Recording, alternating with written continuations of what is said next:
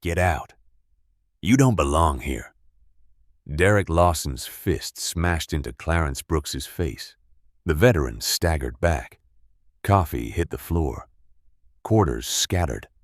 "Know your place, old man," Derek spat, towering over him.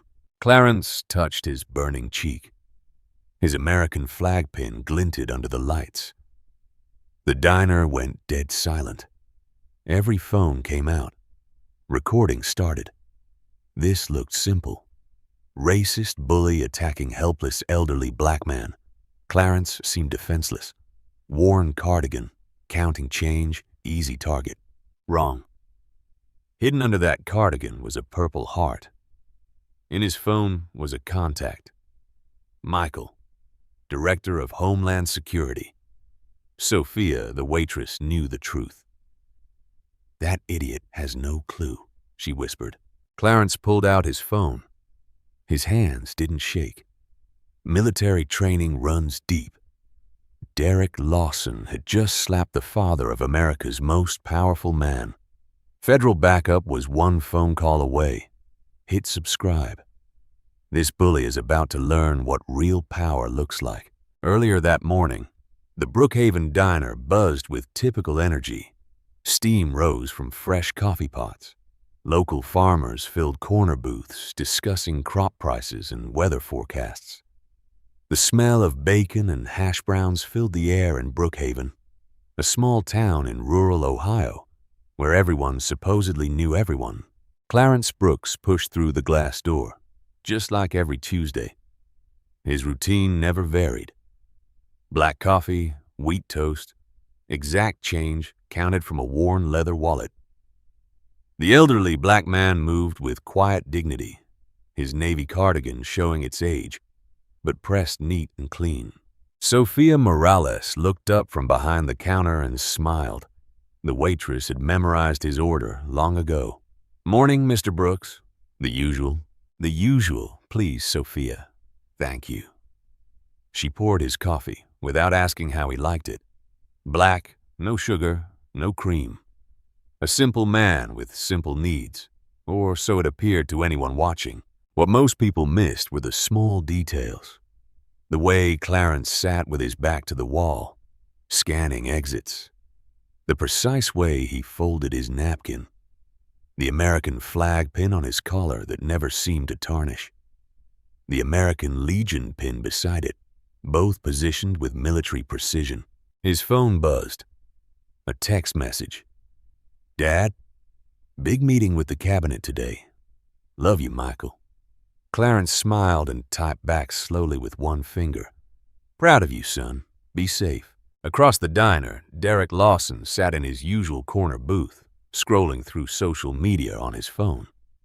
His construction crew uniform was clean this early in the morning, but his attitude was already dirty.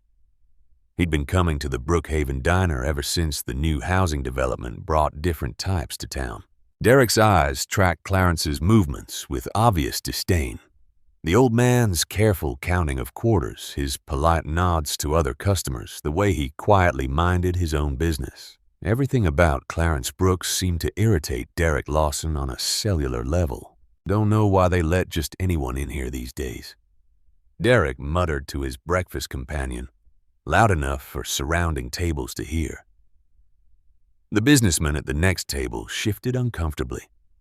Mrs. Caldwell, the mayor's wife, glanced up from her newspaper with a frown, but nobody said anything. They never did. Sophia's jaw tightened as she refilled coffee cups. She'd watched this pattern develop.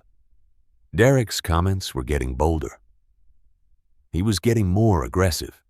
His jokes were getting less funny and more pointed. She thought about saying something to her manager, but Derek was a regular customer who tipped well. Money talked louder than dignity in small-town diners. Outside the window, college student Tyler Grant was setting up his camera equipment. His assignment was simple: document real small-town America for his journalism class. He'd chosen the Brookhaven Diner because it looked authentic, timeless, the kind of place where honest people shared honest conversations. Tyler adjusted his lens and checked his audio levels. His professor had emphasized capturing genuine moments, unguarded interactions that revealed character. He had no idea he was about to document something that would reach the highest levels of American government. The security camera above Clarence's table blinked its red recording light. The diner's owner had installed the system after a rash of petty thefts. What he hadn't anticipated was how valuable that footage might become. Clarence's phone buzzed again. This time it was a news alert about federal funding for rural law enforcement programs. He read it carefully, then deleted it without comment. Some habits from his son's world had rubbed off on him over the years. Derek Lawson was getting restless. His breakfast companion had left for work, and he found himself with time to kill before his construction shift started. Time to kill and an elderly black man who represented everything he thought was wrong with his changing town. The morning crowd began to thin. Farmers headed to their fields. Office workers drove to their jobs in the county seat. The traveling businessman settled his check and left. Soon it would be just the regulars, the lingerers, and one old man who didn't know his peaceful morning was about to become a nightmare. Sophia glanced at her phone. A text from her cousin Tyler outside, getting great footage of authentic small-town life.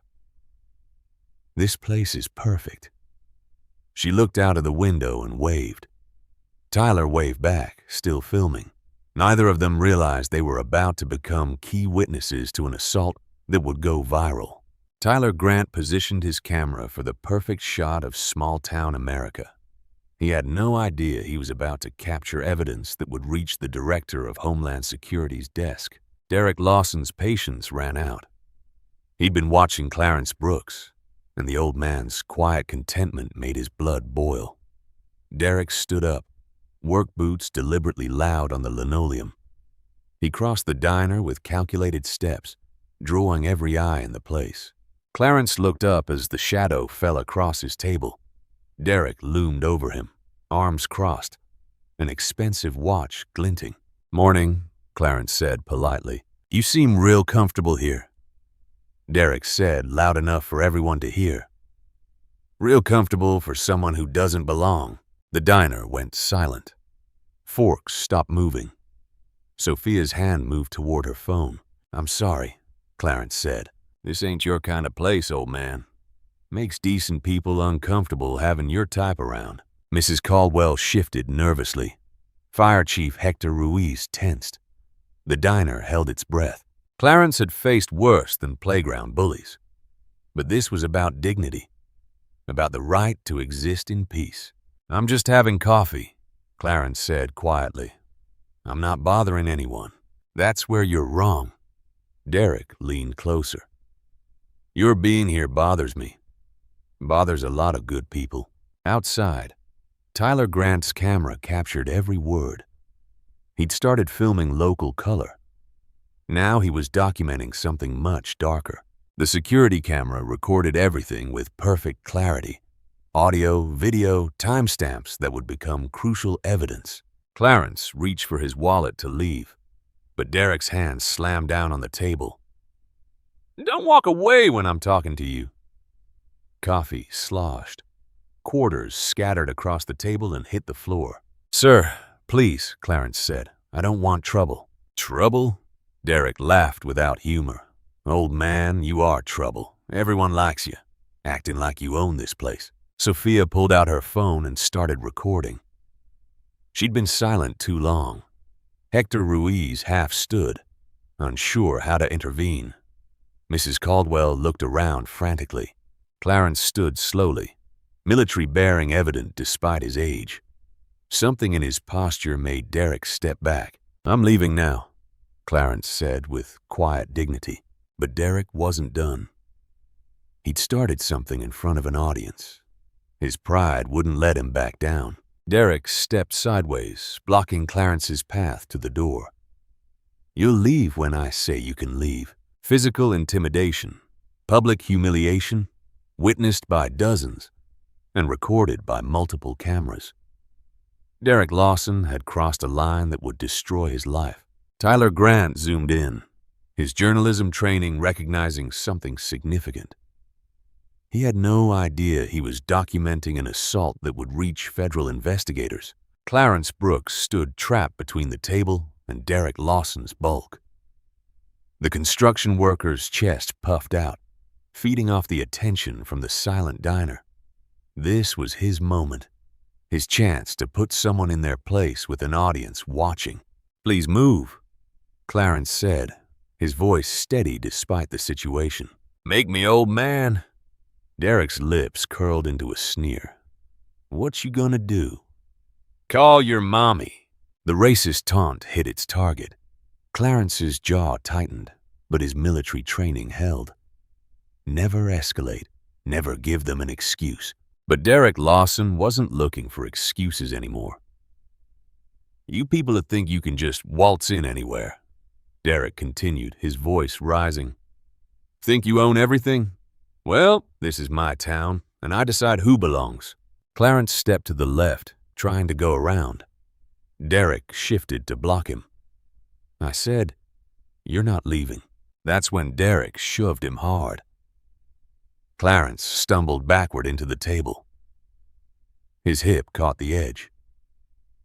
Coffee cups crashed to the floor. The sound of breaking ceramic filled the diner like gunshots.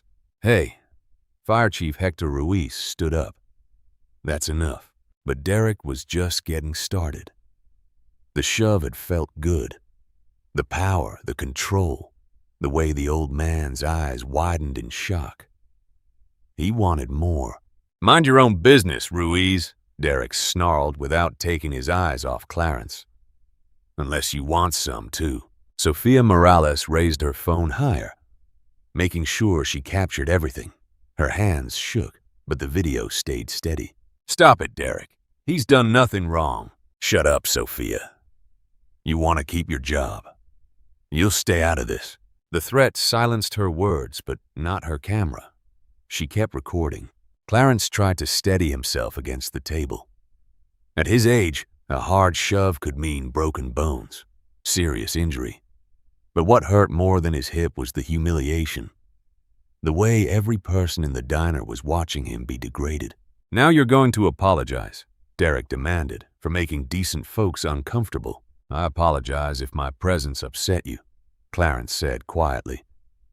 "But I've done nothing wrong." "Wrong answer." Derek's face turned red. "If you upset me, you arrogant piece of—" The slap came without warning. Derek's open hand cracked across Clarence's cheek with brutal force. The sound echoed through the diner like a whip crack.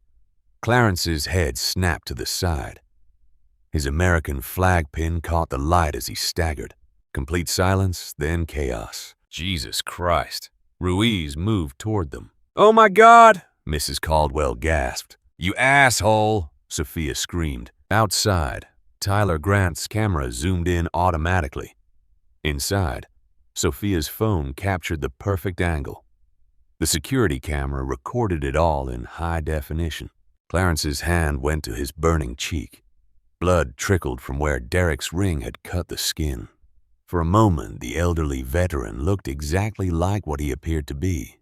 A helpless old man being brutalized by a racist thug. But then something shifted in Clarence's posture. His shoulders straightened, his chin lifted. Years of dignity and military training kicked in. "You just made a serious mistake," Clarence said quietly. Derek laughed. "Yeah. What are you gonna do about it, Grandpa?" Clarence reached into his pocket, not for a weapon, for his phone. "I'm going to call my son." "Your son?" Derek's laughter got louder. "What's he going to do? Come fight your battles?" Clarence scrolled to his contacts. The first name on the list, Michael, Director, Homeland Security. But Derek Lawson was too high on adrenaline and racism to notice the phone. He was performing for his audience, drunk on power and applause that wasn't coming. "Hit me back, old man," Derek demanded. "Come on, show everyone what you're really made of." Ruiz stepped closer. "Derek, you need to stop this right now." "For what?" Derek spun around. "You going to arrest me?" "For what?" "Teaching some respect." That's when Clarence dialed. The phone rang once, twice, then a voice answered. "Dad, is everything okay?" The diner went dead quiet. Something in that voice, that immediate concern, that authority. This wasn't someone's cousin or nephew. This was someone important. "Michael," Clarence said calmly. "I'm fine, but there's been an incident." Derek Lawson's laughter died in his throat. "Dad, are you hurt? Where are you? I can have agents there soon." The voice came through Clarence's phone speaker, clear and authoritative. Every person in the Brookhaven Diner heard it. Every phone camera captured it. The security system recorded it all. Derek Lawson's face went white. "Agents," he whispered. "No, son," Clarence said calmly into the phone. "I'm not seriously injured, but I wanted you to hear about this directly before it hits the news. Before it hits the... Dad, what happened? Who hurt you?" Clarence looked directly at Derek Lawson, who had gone from aggressive bully to statue in seconds. "A man named Derek Lawson just assaulted me at the Brookhaven Diner in town. It's all been recorded." The silence in the diner was deafening. "Sir," Sophia approached Clarence carefully. Is that really your son?" Clarence nodded. "Michael Brooks. He runs the Department of Homeland Security." Fire Chief Hector Ruiz slapped his forehead. "Jesus Christ, Derek, do you know what you just did?" Mrs. Caldwell gasped so loud it echoed. "The Michael Brooks, the director." "Dad, I'm sending a protective detail immediately." Michael's voice continued through the speaker. "And our legal team will want statements from all witnesses." The word legal hit Derek like ice water. His mouth opened and closed like a fish. His gold ring suddenly felt heavy on his fingers. His expensive watch seemed to tick louder. "Oh," he whispered. Oh. Sophia's Instagram Live exploded. The viewer count jumped rapidly. Comments flooded the screen. "OMG, is that the Homeland Security guy's dad? Derek Lawson about to get destroyed. Screenshot everything. Someone's going to federal prison." Outside, Tyler Grant nearly dropped his camera. He'd been filming what he thought was small-town racism. Instead, he'd captured an assault on the father of one of the most powerful men in America. "Dad, are the local authorities there yet?" Michael's voice cut through the chaos. "Not yet," Clarence replied.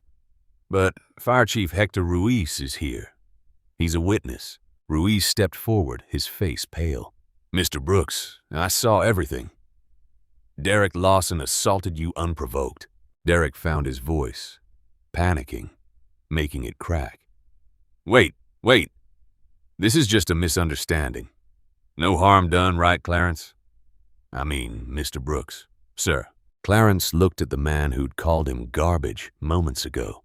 The man who'd shoved him, slapped him, humiliated him in front of a room full of people. "The harm was done when you assumed who I was, based on how I look," Clarence said quietly. "But I didn't know. I didn't know who your son was. And that makes it acceptable." Derek's face crumpled. The reality was sinking in.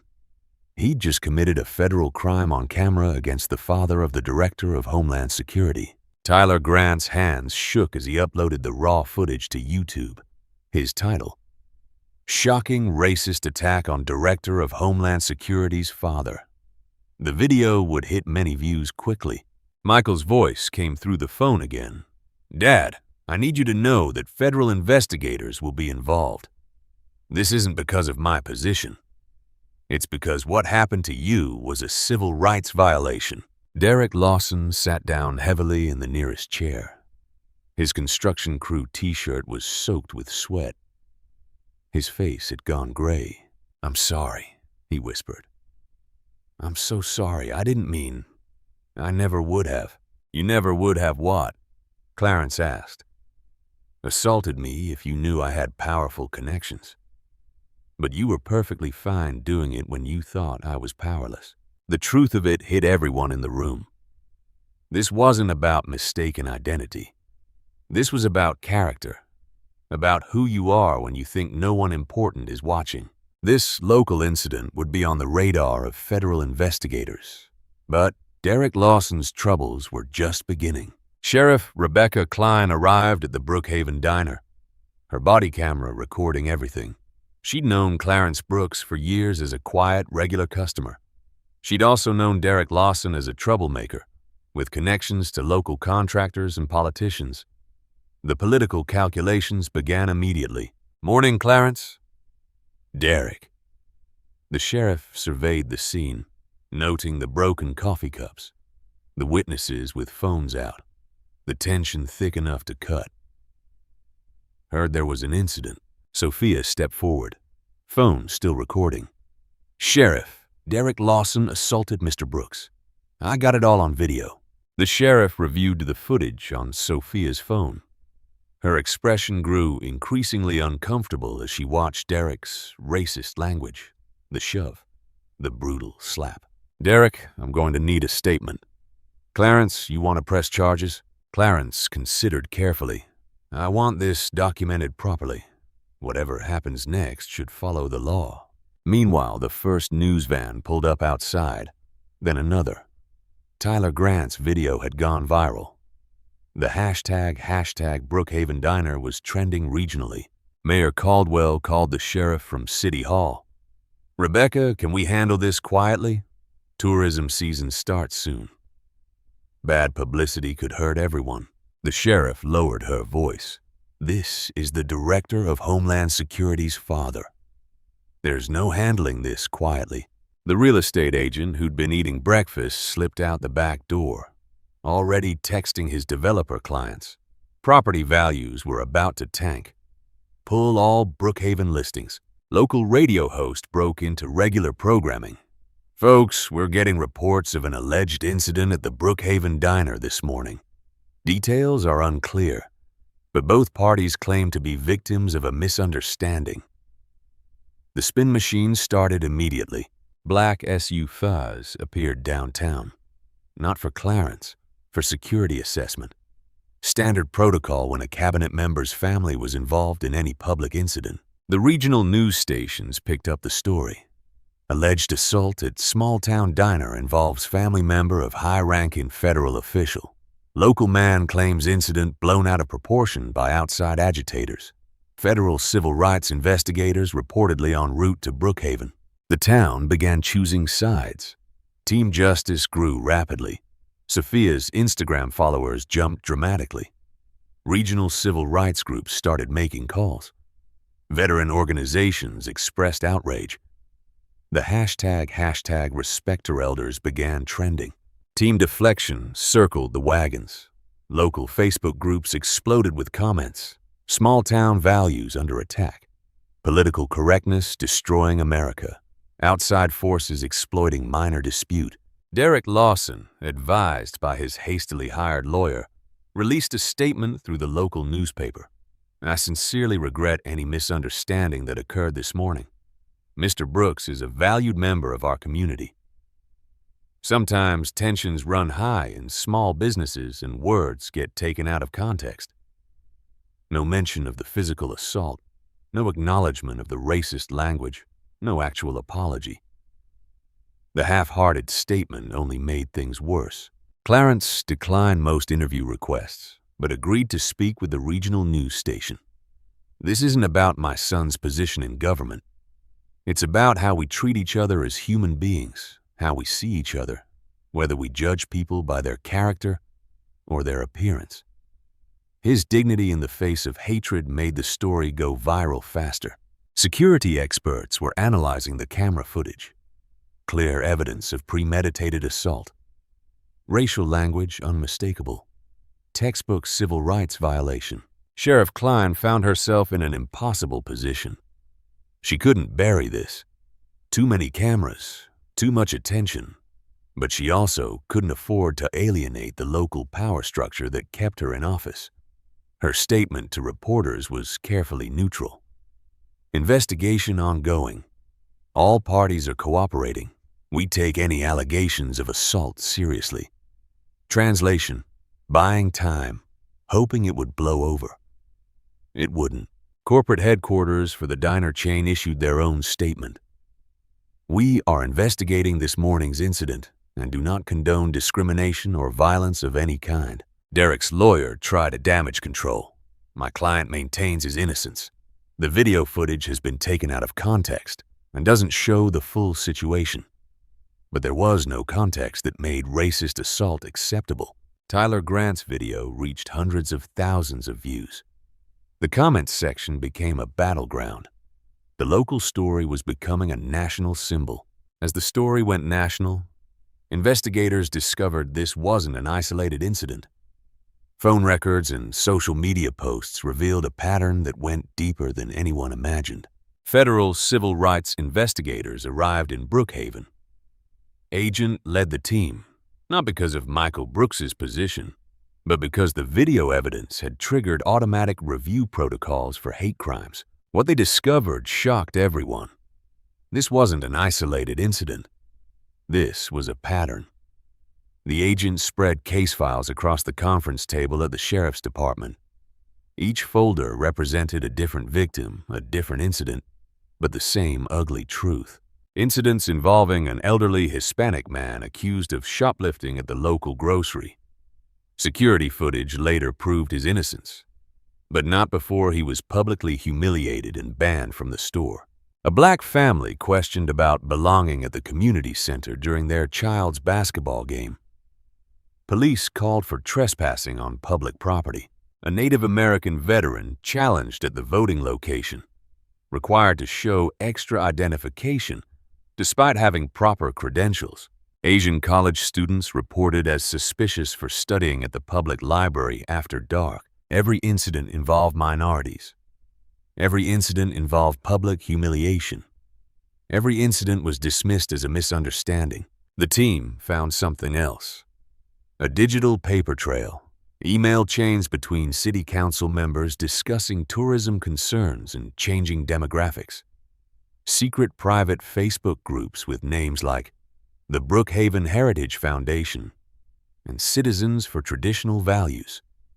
Coordination between local business owners to make certain customers feel unwelcome. The money trail was even more damning. Derek Lawson had donated to the Brookhaven Business Development Fund. That fund had lobbied for enhanced security measures throughout downtown.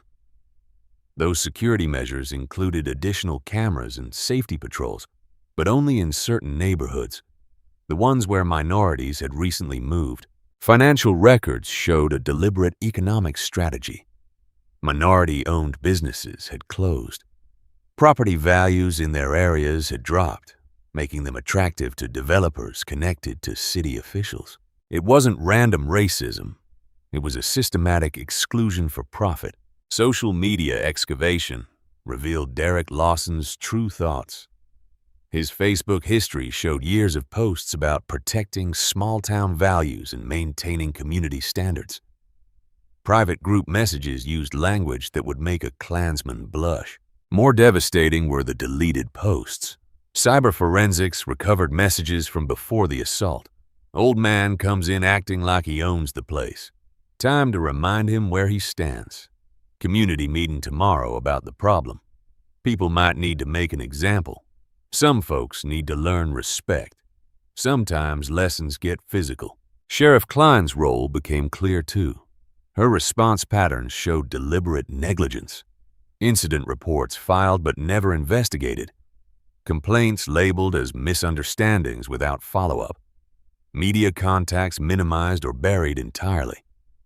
When pressed by federal investigators, she admitted she'd received multiple complaints about discriminatory treatment. Her action on those complaints, zero. The witnesses began finding their voices. Janet Williams, the bank teller, came forward with internal documents showing Derek Lawson's loan applications contained discriminatory language about undesirable demographic shifts affecting property values. Fire Chief Hector Ruiz revealed he'd been documenting incidents, keeping his own files because official channels were useless. Mrs. Caldwell, the mayor's wife, provided the biggest bombshell. Her husband had received multiple complaints about harassment. and had deliberately chosen to ignore them. He said it wasn't worth the political cost. She admitted that voters would blame him for attracting outside attention. The institutional audit revealed systematic failure. Federal funding for community policing programs had been misdirected. Civil rights compliance records were fabricated. Grant applications contained false information about diversity and inclusion efforts. Local journalists uncovered the broader network. Brookhaven wasn't unique. Similar patterns existed in neighboring towns. Coordinated social media campaigns, shared legal strategies, political donations linking officials across county lines. The resistance had been organized, funded, strategic. Dr. Elena Vargas, civil rights attorney, arrived with her team to represent victims. She'd seen this before. Small towns using economic pressure and social intimidation to maintain racial exclusion. This represents a modern form of sundown town tactics, she explained to reporters. Instead of signs saying certain people aren't welcome, they use systematic harassment, economic pressure, and official indifference. The scope was staggering. Financial records, email chains, social media coordination, witness testimony, all painting a picture of deliberate, systematic racism designed to exclude minorities from economic and social participation.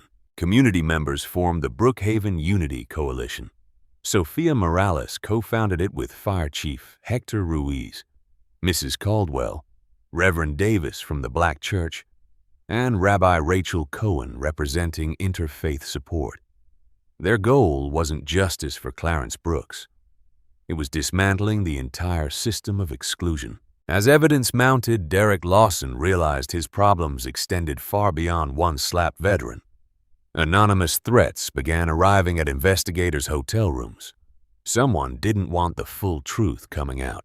Clarence Brooks' quiet life became a nightmare. Phone calls started in the middle of the night. Heavy breathing, racist slurs, death threats that made federal agents wince. Your boy can't protect you forever, old man. We know where you live. Accidents happen to people who don't mind their business. The harassment escalated. Clarence's garbage scattered across his lawn every morning. His mailbox smashed with a baseball bat. Racial slurs spray-painted on his garage door in blood-red letters. Worse than property damage was the isolation.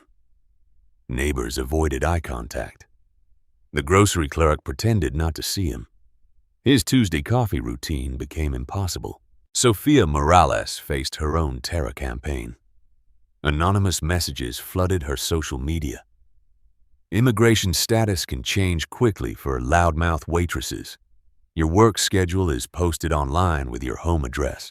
Her followers received coordinated harassment. Fake accounts posted her personal information. Someone created deepfake videos showing her vandalizing property. Tyler Grant's college experience turned hellish. His email was hacked, sending racist memes to professors. Academic records leaked online. Fake accounts impersonated him, posting violent threats. The cyber attacks were sophisticated, coordinated. Someone with resources was orchestrating a campaign to silence witnesses. Sheriff Klein visited Clarence privately. No body camera recording. Look, Clarence, this has gone too far. Maybe consider dropping charges for everyone's sake. Whose sake? Clarence asked. The town's. People are getting hurt. Property values dropping. Businesses are suffering. Because I got assaulted? Because you made it public. Some things are better handled quietly. Are you asking me to let a racist attack slide to protect property values? The sheriff looked away. I'm asking you to think about the consequences. I am. That's why I'm not backing down. Mayor Caldwell called Michael directly, bypassing Clarence entirely. Director Brooks, your father is creating divisions. Perhaps family influence could resolve this privately. Are you suggesting I interfere with a federal investigation? Some situations require flexibility. You're calling felony assault a minor incident. The call ended abruptly. The mayor had made things worse. Derek Lawson's legal team filed nuisance lawsuits, defamation claims against Sophia, copyright violations against Tyler, business interference charges against Unity Coalition supporters. The legal harassment was designed to bankrupt witnesses. Clarence's health deteriorated. Blood pressure spiked. Sleep became impossible. His doctor prescribed anxiety medication. Late one night, Clarence sat alone in his kitchen, staring at his Purple Heart. For the first time, doubt crept in. Maybe the sheriff was right. Fighting back was hurting people. Sophia could lose her job. Tyler's education was at risk. His phone rang. Michael called from Washington. "Dad, I'm driving up. Don't argue." "Son, I'm tired. Maybe this isn't worth it." "What did you tell me when that kid was bullying others at school?" Clarence remembered that bullies only stop when someone stands up. If you stay quiet, nothing changes. The next person might not have a son who can help. Michael arrived soon after, finding his father in darkness, looking older than ever. "They're trying to break you, Dad. That's what bullies do when they can't win fairly. But I'm bringing trouble to good people. If you surrender, those people face the same thing next time with no cameras, no protection, no justice." The father-son conversation became the turning point. Clarence's resolve returned. Evidence tampering began immediately. The Brookhaven Diner security system suffered catastrophic failure. Sheriff's files were accidentally deleted. County servers crashed during scheduled updates. Someone was spending serious money to cover tracks. Direct threats arrived at Homeland Security. Federal officials' families aren't immune to accidents. A security detail was assigned to Clarence. His privacy evaporated. Federal agents followed him everywhere. The community split into armed camps. Pro-Clarence supporters organized vigils. Anti-Clarence factions spread rumors about federal occupation. Financial pressure mounted. Derek's allies filed endless legal challenges. Court dates multiplied. Legal fees skyrocketed. Just when Clarence considered surrender, an unexpected ally emerged with evidence that would change everything. An unexpected ally knocked on Clarence Brooks's door. Dr. Elena Vargas, civil rights attorney from the state ACLU, didn't come alone. Behind her stood Jamal Wright, a black cybersecurity specialist and military veteran who'd volunteered his services. "One veteran for another," Jamal said simply. Within hours, Jamal had recovered what everyone thought was lost forever. Despite the crashed security system at the Brookhaven Diner, he found something the saboteurs missed. Automatic cloud backup. Every deleted file. Every lost video. Every piece of evidence they tried to destroy was sitting in a server backup that updated regularly. "Amateur hour," Jamal muttered, pulling up pristine footage of Derek Lawson's assault. They deleted local files but forgot about cloud synchronization. Dr. Vargas spread new evidence across Clarence's kitchen table. The breakthrough came from an unexpected source. Sophia's phone case. Her cousin had installed a tiny hidden camera for her safety after previous incidents. The device, smaller than a quarter, had captured Derek Lawson's immediate reaction after the assault. Derek to his assistant, "Get me Mayor Caldwell on the phone. We need to control this narrative before it explodes nationally." The smoking gun proved premeditation and conspiracy. Jamal's digital forensics revealed more devastating evidence. Phone records showed many calls between Derek Lawson and Mayor Caldwell in the days following the assault. A private group chat among Brookhaven business leaders contained explicit racial language and coordinated response strategies. The deleted social media posts told the real story. Phase 1 working perfectly. Minority businesses closed. Property values stabilizing in target neighborhoods. Need to maintain pressure on remaining problem residents. Small gestures send big messages. If the old man's family has connections, We handle it like the others. Money talks louder than justice. Janet Williams, the bank teller, came forward with internal documents that shattered Derek's defense. His business loan applications contained discriminatory language about demographic concerns affecting property values. Bank meeting minutes discussed maintaining community standards through selective lending practices. The financial conspiracy was massive. Property development deals were contingent on demographic management. Insurance claims against minority-owned businesses showed suspicious patterns. City contracts favored companies that supported the exclusion campaign. The veteran network mobilized nationwide. Colonel Linda Foster, retired, issued a statement. American veterans don't abandon each other. Clarence Brooks served his country with honor. We stand with him. Social media exploded with support. Hashtag Veterans for Clarence trended nationally. Military bases shared Clarence's story. VA hospitals posted solidarity messages. Dr. Vargas assembled a legal powerhouse. Federal civil rights prosecutors joined the team. Military legal advocates offered pro bono services. Media law specialists protected witnesses from harassment. Sofia Morales found her voice through the Unity Coalition. Her video statement went viral. I'm not just fighting for my job. I'm fighting for every person who's been made to feel like they don't belong in their own community. Tyler Grant's documentary project evolved into a full investigation. Additional footage surfaced from his original filming.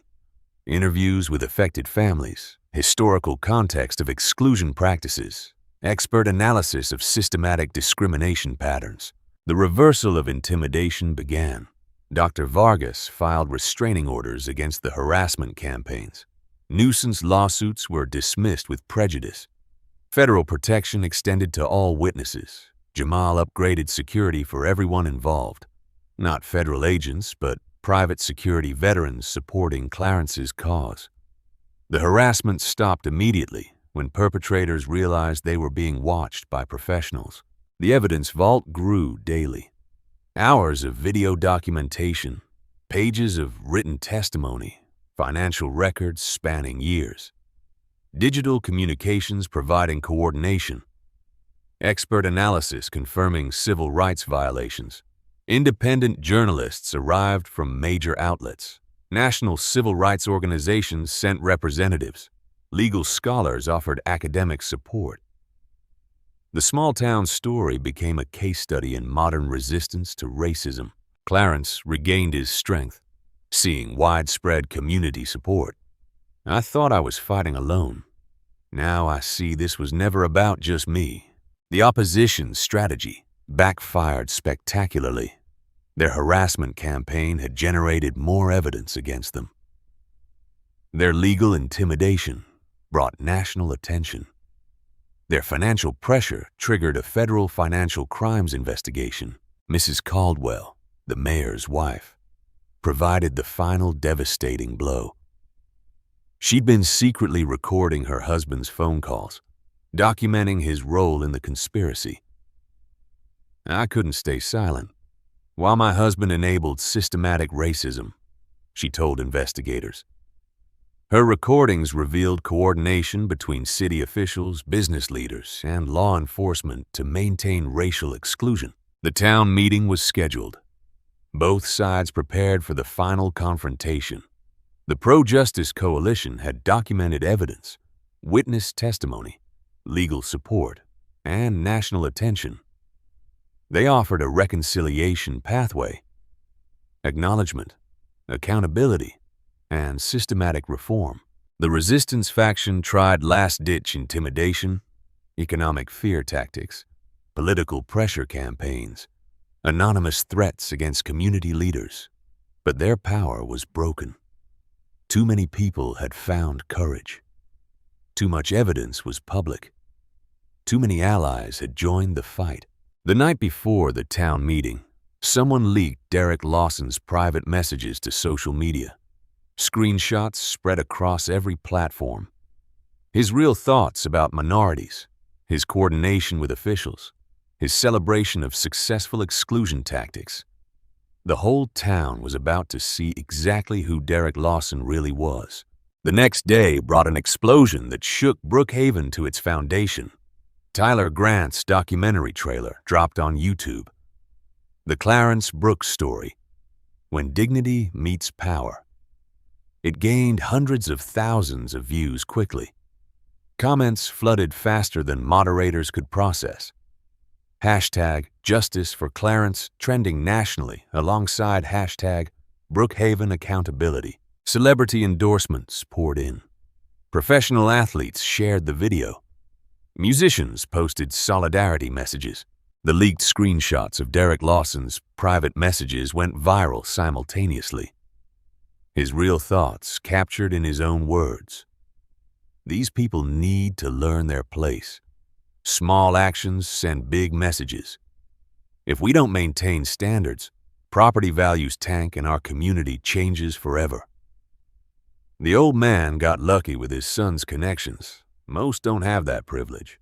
The racist language was undeniable. The coordination was documented. The conspiracy was exposed.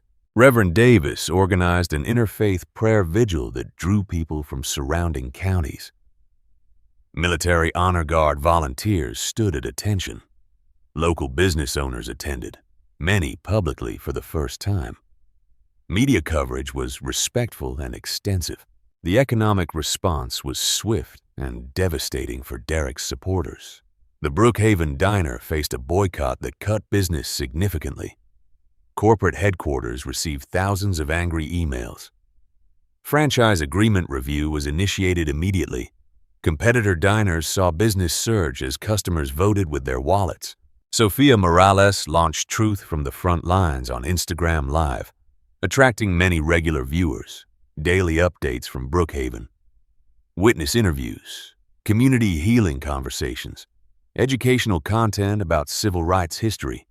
Each live stream gained momentum. Viewers shared personal stories of discrimination. Families posted photos with service members. The hashtag #RespectOurElders connected generations of Americans who'd faced similar struggles. Tyler Grant's journalism program provided an additional platform through Small Towns, Big Courage.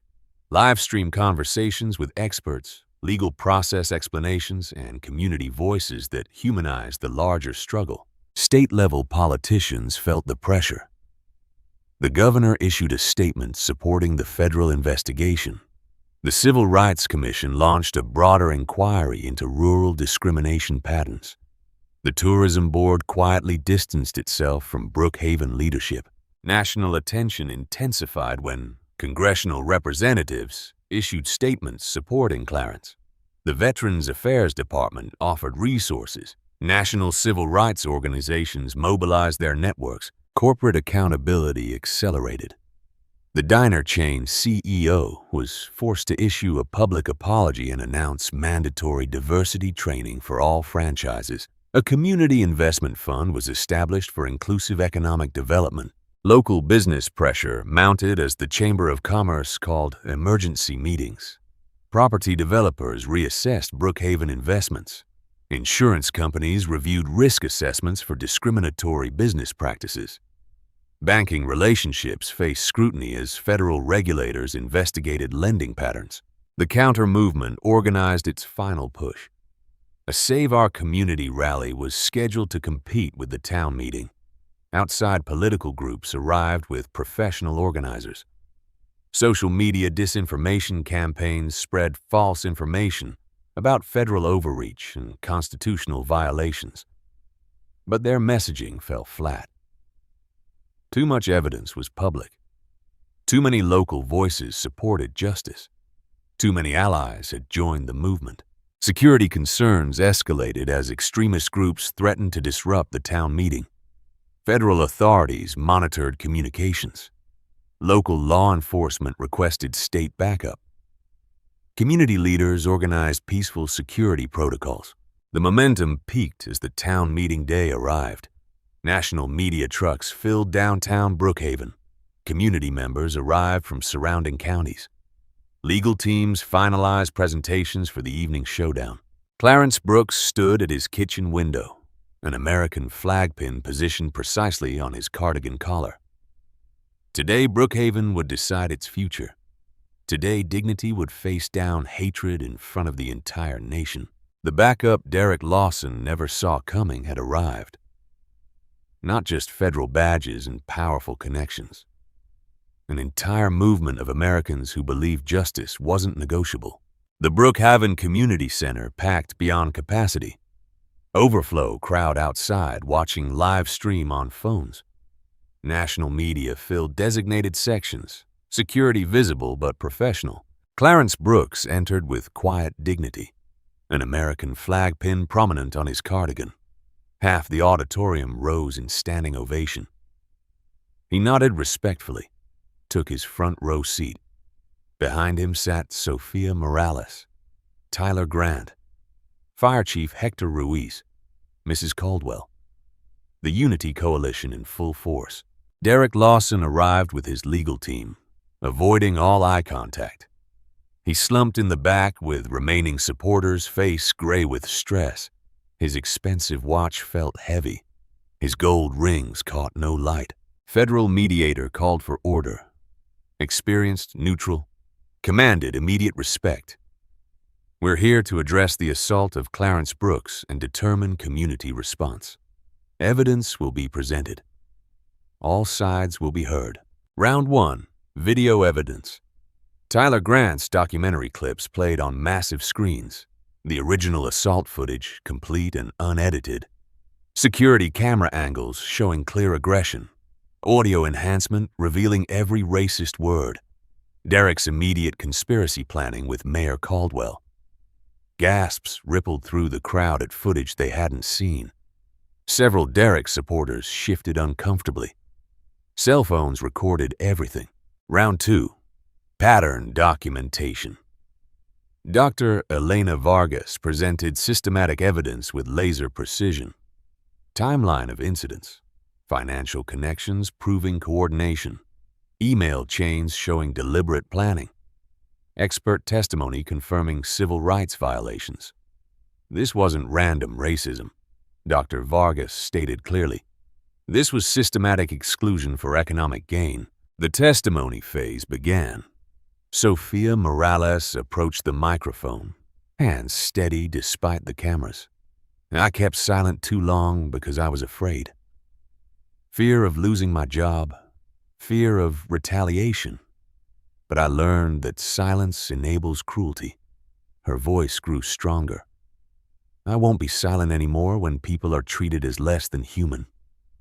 Applause erupted from half the crowd. Fire Chief Hector Ruiz testified next. As a public servant, I failed this community by not acting on what I witnessed. I documented harassment but didn't report it officially. My silence enabled escalation. He faced Derek directly. That ends today. Mrs. Caldwell's testimony shattered remaining defenses. I can no longer protect my husband's political career while he enables systematic racism. She revealed private conversations, documented pressure tactics, admitted knowledge of the exclusion conspiracy. Leadership means choosing what's right over what's convenient.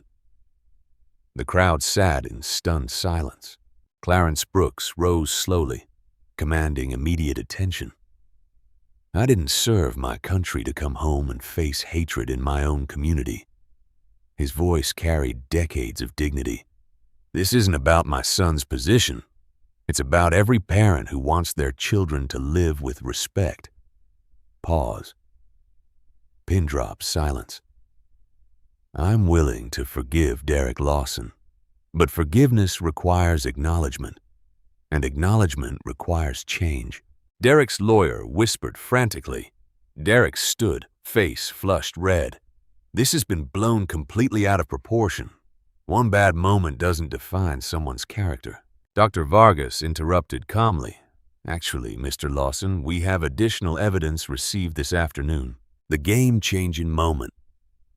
Recently discovered email from Derek Lawson to business associates sent before the assault. Dr. Vargas read from printed evidence. Phase 1 successful. Minority businesses closed. Property values stabilizing in target areas. Tourism committee pleased with demographic management. Maintain pressure on remaining targets for Phase 2 completion. The auditorium exploded. Half the crowd was shocked, half vindicated. Derek's face was completely white. Even his supporters stared at him with horror. The mediator called for order. "Mr. Lawson, would you like to respond?" Long pause. Derek realized his complete isolation. His own supporters were backing away. I may have used poor judgment in some communications. Clarence Brooks stood again, grace under pressure. "Derek, the measure of a person isn't their mistakes. It's how they respond when truth comes to light." The resolution proposals were clear. Immediate actions. Derek Lawson's detailed public apology. Resignation from all leadership positions. Financial restitution to affected businesses. Mandatory civil rights training for city employees. Systematic changes. Independent oversight of law enforcement. Civilian Review Board for discrimination complaints. Inclusive economic development. Community healing programs. The community vote was decisive. The majority in favor of full accountability measures. Justice had won, but healing would take time. As the crowd filed out, Clarence Brooks shook hands with former opponents. Dignity had triumphed over hatred. But the real test would come when cameras left and real change had to begin. Months later, Brookhaven was transformed. Federal civil rights charges were filed against Derek Lawson. A substantial settlement compensated affected community members. Federal monitoring of local law enforcement would continue. Local leadership changed completely. Mayor Caldwell resigned, replaced by Sophia Morales in a landslide election. Sheriff Klein retired early with Fire Chief Hector Ruiz winning unanimously. New Unity Platform council members were elected. The Brookhaven Diner reopened under new management with mandatory diversity training. Minority-owned businesses opened. The Community Investment Fund was established. Tourism campaigns advertised Brookhaven where everyone belongs. Clarence Brooks returned to his quiet routine as a respected elder statesman. Every Tuesday, he still ordered coffee, black and wheat toast, at the Brookhaven Diner. The new management knew his order and never charged him. Sophia Morales balanced mayoral duties with waitressing 1 day per week to remember where she came from. She planned Brookhaven's first diversity festival. Tyler Grant's documentary won the State Journalism Award and earned him a full scholarship. His follow-up series, Small Towns, Big Change, was picked up by major networks. The healing was real. Interfaith reconciliation services drew participants across political lines. Derek Lawson attended quietly, participating in community service without publicity. Clarence became a regular guest speaker at Brookhaven High School. Dignity isn't something you're given. It's something you maintain. The ripple effects spread nationally. Communities implemented reforms using the Brookhaven model. Congressional legislation was proposed based on the legal precedents. Total views reached millions. Community funds grew. Similar investigations launched in many states. Later, a detective called Clarence about a new case in another county. "Clarence, we have another situation involving an elderly veteran. We could use someone who understands dignity under fire." Clarence paused, looking at his American flag pin. "Some fights are worth fighting twice, Detective. When do you need me? If this story moved you, share it. Subscribe for Part 2, the next investigation. Remember, dignity is a choice we make every day." Final metrics showed massive reach and impact, but the most important number was one. One man who refused to stay silent, proving that sometimes heroes wear cardigans and count quarters for coffee. In the heart of a quiet Ohio diner, an elderly black veteran named Clarence Brooks taught us the most profound lesson about human dignity, that true power doesn't roar or flex. It simply refuses to break. When a loudmouth construction worker named Derek Lawson shoved him, slapped him, and tried to strip away his humanity with ugly words, Clarence didn't fight back with fists or fury. Instead, he stood taller, his shoulders squared by decades of service and quiet pride, and reached for something far more powerful than revenge, the steady truth of who he was. That single moment cracked open something bigger than one small-town assault. It revealed how fragile hatred really is when it meets unshakable character. How one man's calm refusal to be diminished can ripple outward and expose an entire web of quiet cruelty hiding behind polite smiles, and that's just how things are around here. Watching Clarence hold his head high while his cheek burned and his coffee lay spilled on the floor stirs something deep inside every one of us who has ever felt invisible, underestimated, or pushed aside. It reminds us that dignity isn't granted by others. It's claimed every single day, in the way we carry ourselves when no one powerful is watching.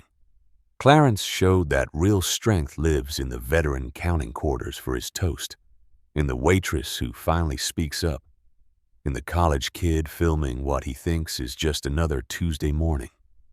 Their courage proves that justice doesn't always arrive with sirens. Sometimes it arrives wearing a worn cardigan and an American flag pin that never tarnishes. What about you? Has there ever been a moment when choosing dignity over anger changed everything in your life? Drop your story in the comments below.